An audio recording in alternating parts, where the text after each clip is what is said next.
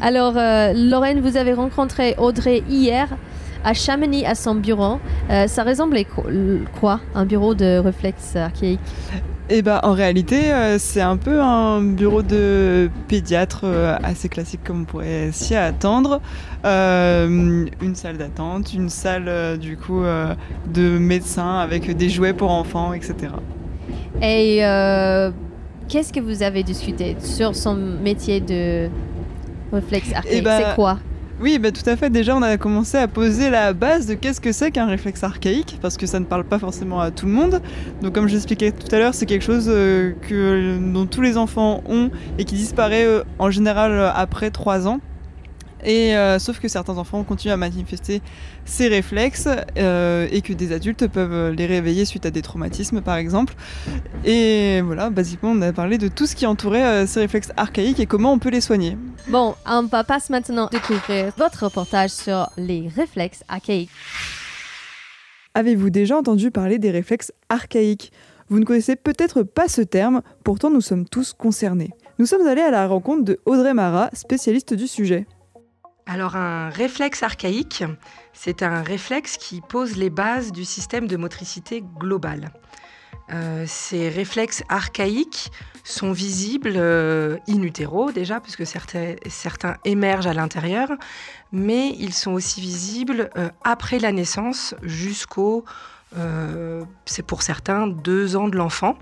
Et ce sont des réflexes qui doivent s'intégrer afin de laisser place à des réflexes dits posturaux, des réflexes de vie.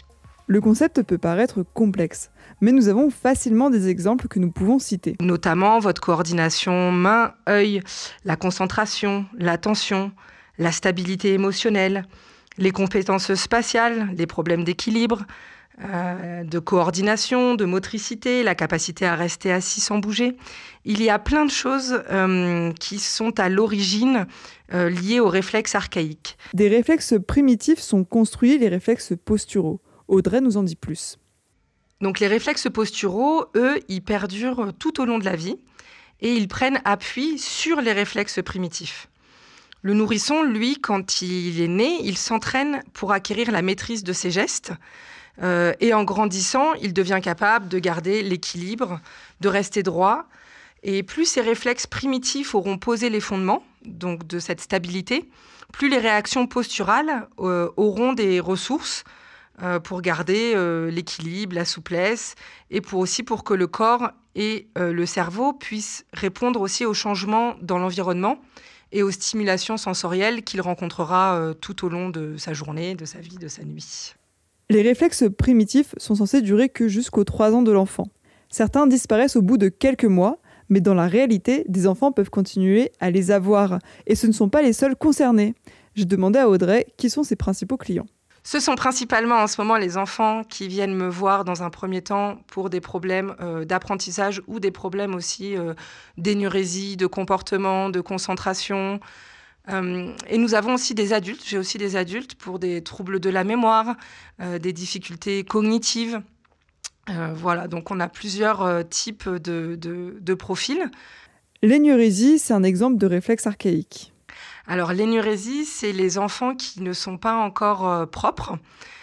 Et parfois, ce trouble est assez persistant.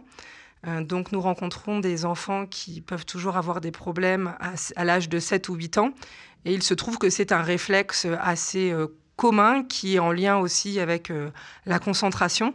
Nous avons donc des résultats assez fantastiques en ce qui concerne l'énurésie. Si les réflexes archaïques sont présents depuis l'enfance, certains peuvent se manifester à l'âge adulte. En effet, si je veux faire une petite métaphore, on va dire qu'un réflexe archaïque, c'est comme un tiroir qui est rangé. Nous en avons besoin en cas de survie. Ils sont précieux. Donc, ils s'intègrent, mais ils sont toujours visibles. Si jamais vous en avez besoin, ils doivent s'exprimer.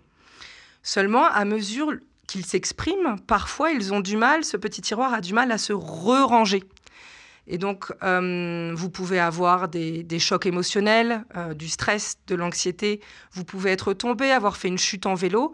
Et au bout d'un moment, si c'est à répétition, les réflexes archaïques ne se réintègrent pas. Et donc, tout le monde aurait besoin, en fait, de travailler ces réflexes archaïques pour être sûr que ces réflexes posturaux soient bien ancrés pour avoir une bonne stabilité, que ce soit posturale ou bien émotionnelle. Pour créer ces synapses et connexions neuronales, il faut du mouvement. Il y a des mouvements que certains enfants, parce qu'ils ont eu un problème à un pied à la naissance, ou parce qu'ils ont eu un plâtre, ou pour diverses raisons, n'ont pas pu effectuer certains mouvements. Eh bien, il y a certaines connexions qui vont pouvoir peut-être être manquées, être défaillantes ou ne pas être le chemin principal que va prendre votre cerveau. Donc ici, au cabinet ou bien chez vous, ensuite, vous pouvez refaire certains mouvements que je vous donne en fonction des réflexes que je vois toujours actifs chez vous.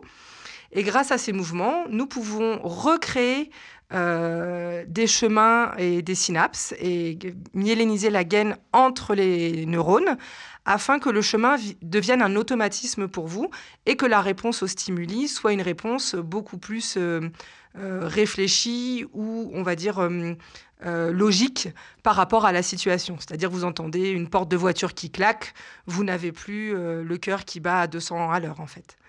Audrey Marat sera présente au Petit Salon du Bien-être qui aura lieu à la salle des fêtes de Servoz le 15 octobre. Vous pourrez assister à la conférence entre 15h et 16h sur le sujet animé par Laetitia Lepine. Inscription recommandée sur le site internet Le Petit Salon du Bien-être de Servoz. Le 11 et 12 novembre, elle propose également une formation prêt pour l'école. Vous pouvez retrouver Audrey Marat à son cabinet Corpus Santé à Chamonix-Mont-Blanc, près de la place Edmond Dessaillou. Merci Lorraine pour cette interview et merci bien sûr à Audrey Marat pour avoir accueilli Lorraine chez Corpus Santé, juste à côté du bureau studio de Globule Radio à Chamonix-Sud. La radio sur les rails, un projet qui roule en partenariat avec la communauté de communes de la vallée de Chamonix, SNCF Voyageurs TER Auvergne-Rhône-Alpes et la région Auvergne-Rhône-Alpes. Globule Radio, la radio sur les rails.